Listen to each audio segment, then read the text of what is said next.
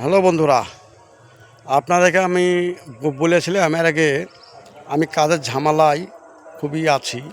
তা আসলেও কাজের ঝামেলায় আমি আছি, এখন পর্যন্ত আমি করতে পারিনি, কোনো অস্তিত্ব পাইনি।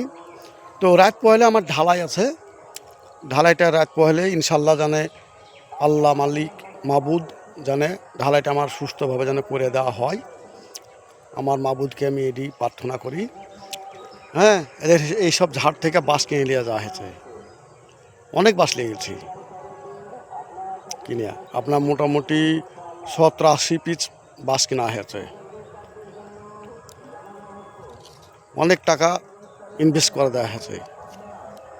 এখন লাভ তো দূরের কথা, এখন আসল পয়সাটা ঘুরে এলি এটি আমি চাই।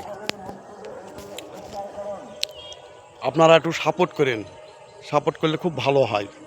হ্যাঁ, আপনাদের কাছে বিশেষ করে অনুরোধ করা থাকলো, লাইক শেয়ার ফলো কমেন্ট করেন একটু।